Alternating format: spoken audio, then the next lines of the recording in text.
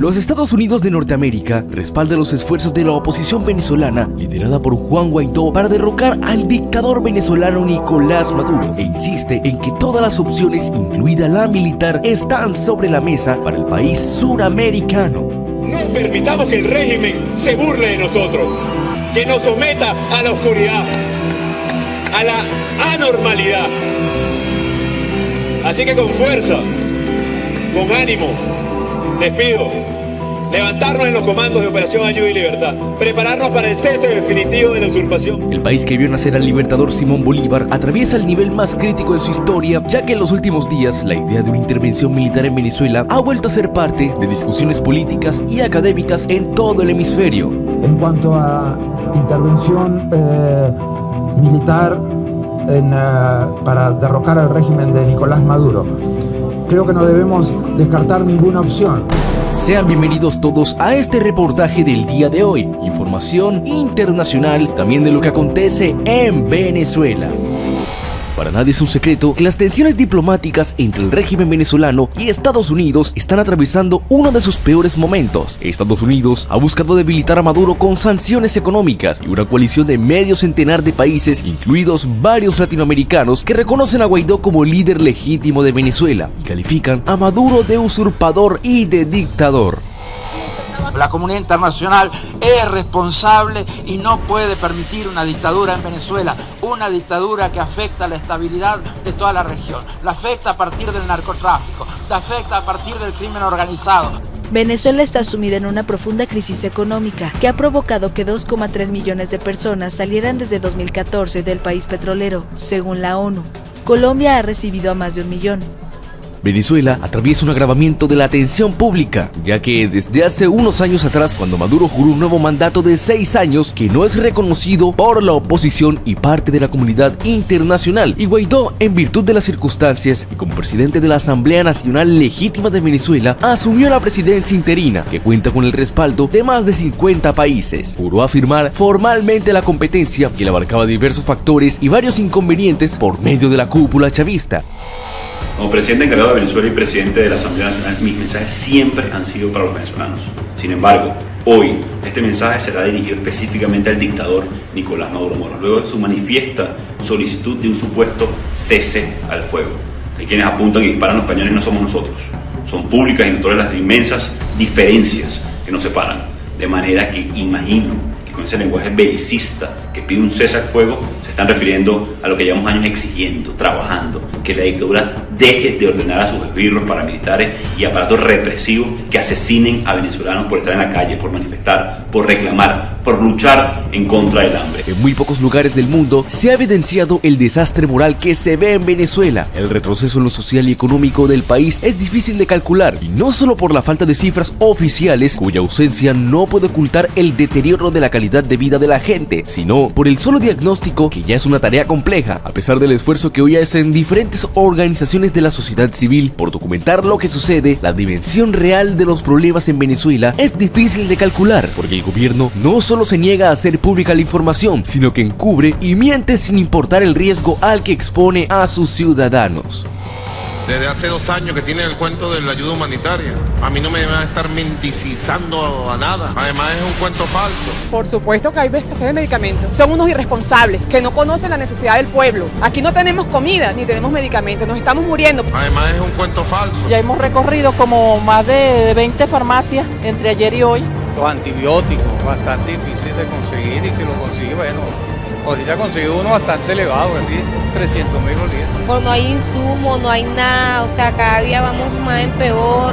No es normal lo que estamos viviendo. Además es un cuento falso. El drama que se está viviendo con los trasplantados, que no tienen sentido en una Venezuela del siglo XXI, que parece que está más bien en el siglo XIX, obviamente te habla de una crisis humanitaria. Todas estas reacciones ponen de manifiesto que, bueno, no solo consiguió despertar a las altergadas bases de la oposición, sino que puso a Venezuela en el centro de crecientes tensiones y en el tablero geopolítico internacional, y en esta crisis se busca lograr la restauración de la democracia, ya que el país carece de este gran factor que es muy necesario para todos. Y a base de todo esto, el presidente de Estados Unidos, Joe Biden, anunció que usaría todo el peso económico y diplomático de la primera potencia del mundo. Mientras tanto, el gobierno de Nicolás Maduro le acusa de tener ambiciones imperiales y de querer hacerse el control del país con las reservas probadas de petróleo más grandes del mundo. Hemos sacado un comunicado oficial de nuestro gobierno rechazando la agresión del presidente de Estados Unidos, Joe Biden, contra Venezuela.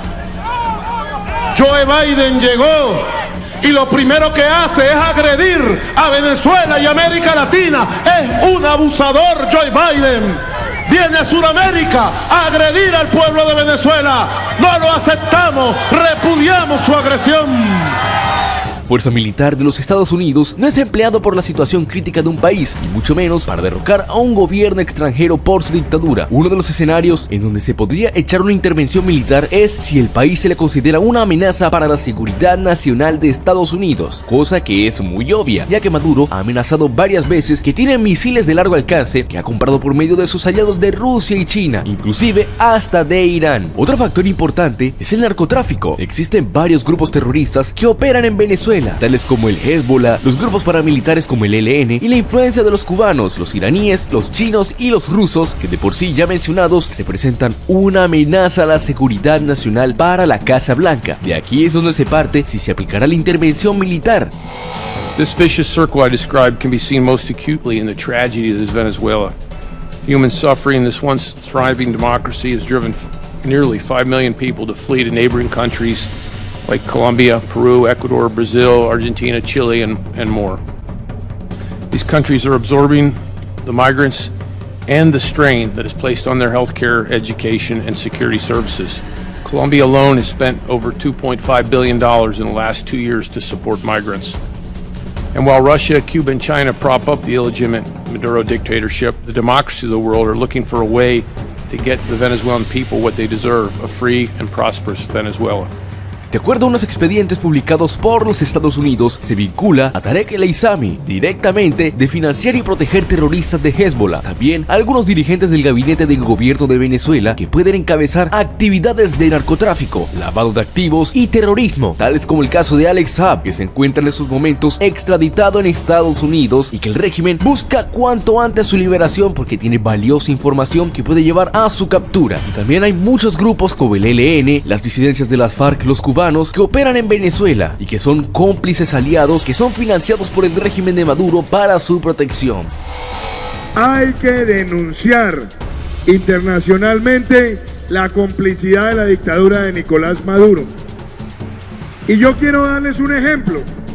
Lo que ha hecho la dictadura de Nicolás Maduro, auspiciando y protegiendo terroristas, es lo mismo que hizo el régimen talibán con Al-Qaeda, exactamente lo mismo.